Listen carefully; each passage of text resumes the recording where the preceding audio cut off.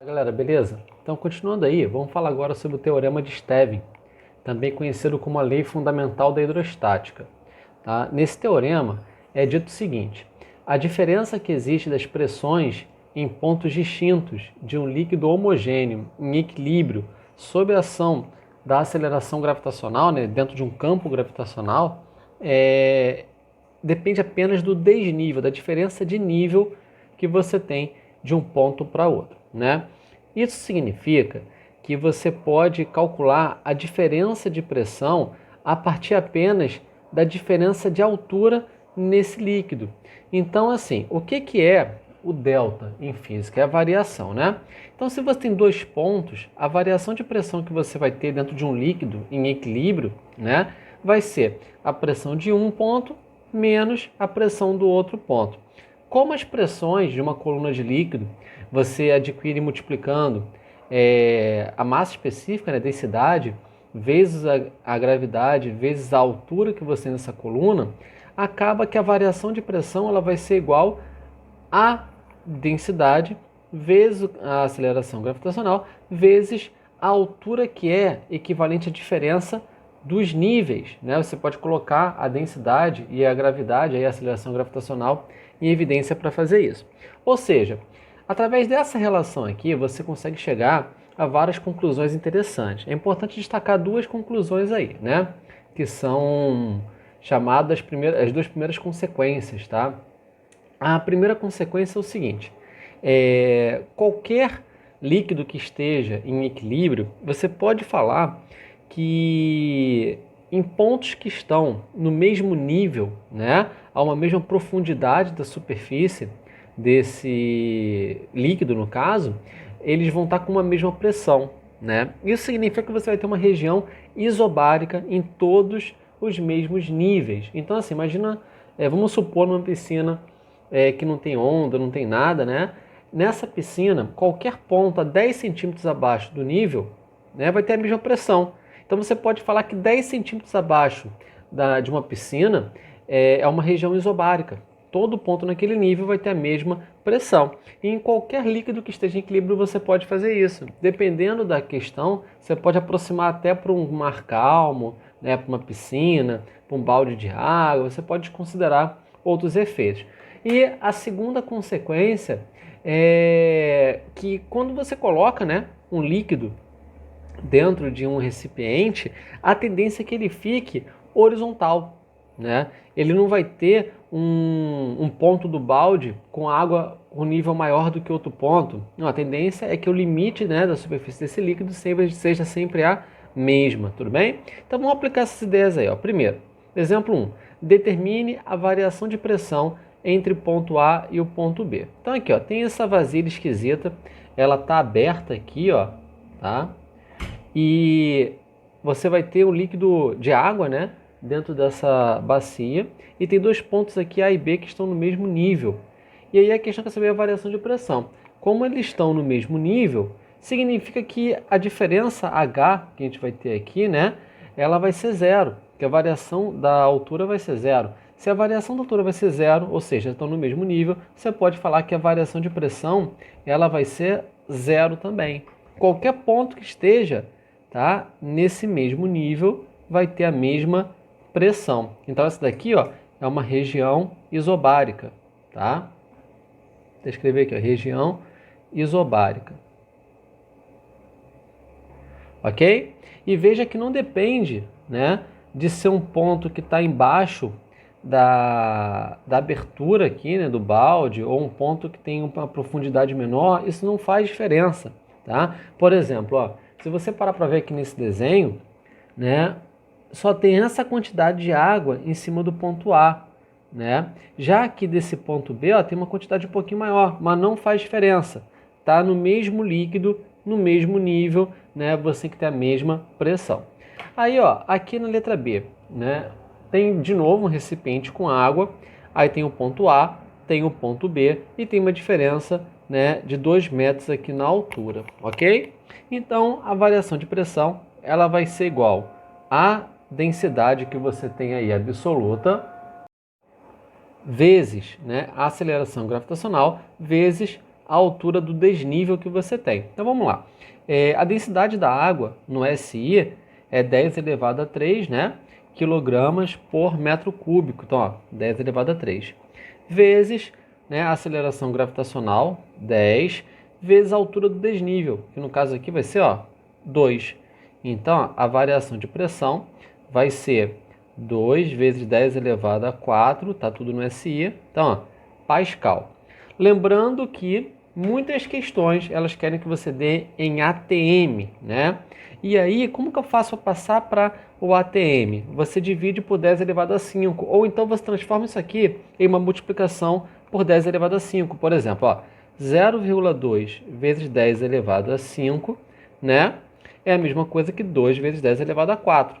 Então, ó, isso aqui é a mesma coisa que 0,2 vezes 10 elevado a 5 Pascal. Só que 10 elevado a 5 Pascal é aproximadamente um ATM. Então, isso aqui é a mesma coisa que 0,2 ATM, né? Ou seja, 2 metros, né, de uma coluna de água equivalente a 20% aí que você tem da pressão atmosférica no nível do mar, ok? Aí, continuando, ó, a partir dessa ideia, né, também a gente pode chegar no experimento de Torricelli, né? O que ele fez?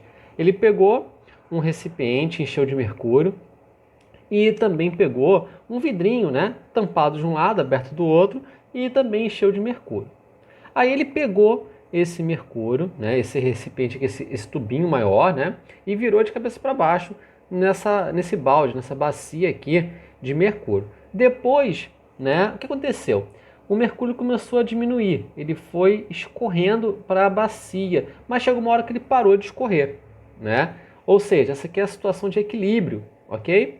E Torricelli reparou que sempre acontecia com 76 centímetros, né? Ou 760 milímetros, né? Que é a mesma coisa, equivalente.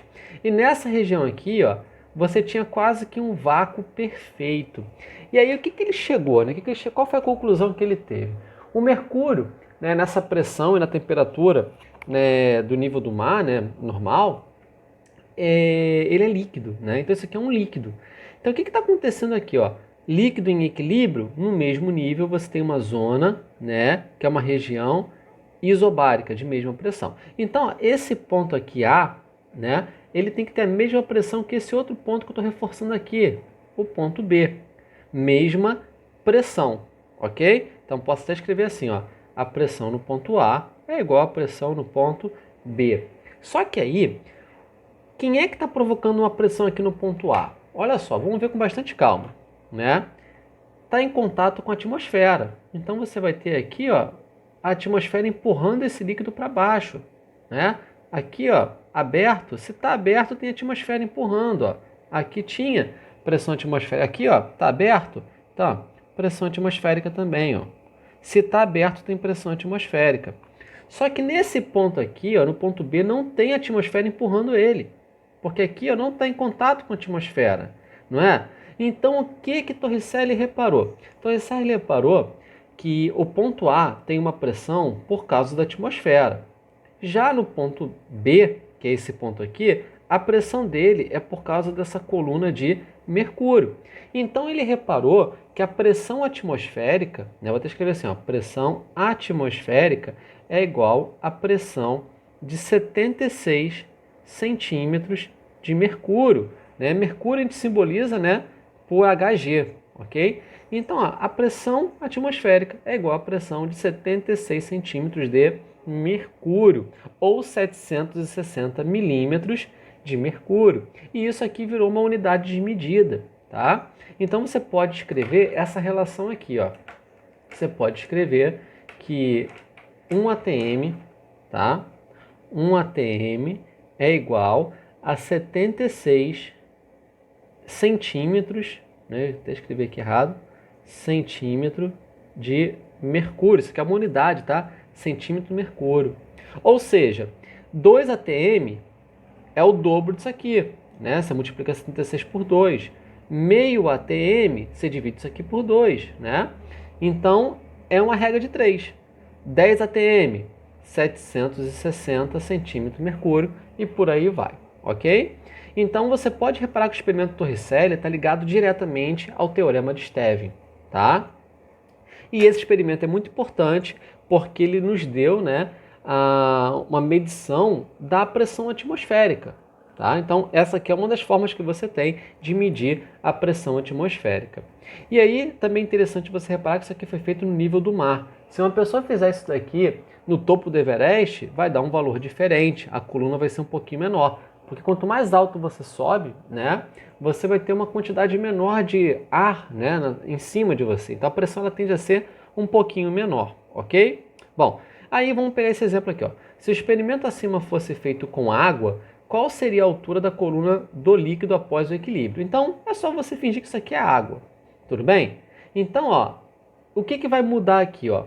Depois que você virou o tubinho de cabeça para baixo e alcançou o equilíbrio, né, no mesmo nível, você tem que ter a mesma pressão. Então, a pressão que você tem no ponto A, que é por causa da atmosfera, tem que ser igual à pressão B, que é por causa da coluna do líquido que você tem. Aqui era mercúrio. Nesse caso, vai ser com a água. Então, você tem que escrever o seguinte, ó, a pressão no ponto A, que é a pressão atmosférica, tem que ser igual à pressão no ponto B, que nesse caso vai ser por causa da coluna de água. Então, ó, a pressão atmosférica, né, é 1 atm, que é aproximadamente 10 elevado a 5 Pascal, que está no SI. Qual é a pressão, né, que você vai ter de uma coluna de um líquido? Essa pressão ela vai ser a densidade do líquido, no caso é a água, né? Então, ó, 10 elevado a 3, vezes a aceleração gravitacional 10, vezes a altura, né? Então, você vai ter, olha, 10 elevado a 5, né? Igual 10 elevado a 4 vezes a altura de água que você precisa. Aí passa para o outro lado, ó, 10 elevado a 5 dividido por 10 elevado a 4 igual a altura. Isso aqui vai dar 10 no SI metros. Então, se você fizesse esse experimento com água, você precisaria de um tubo de 10 metros pelo menos, né? Então, né, é um pouco complicado. E você repara, né, que diretamente a pressão está ligada também à densidade, né? Como a densidade do mercúrio é muito maior, você pode falar que é por isso que ela precisa de uma altura menor. Tranquilo?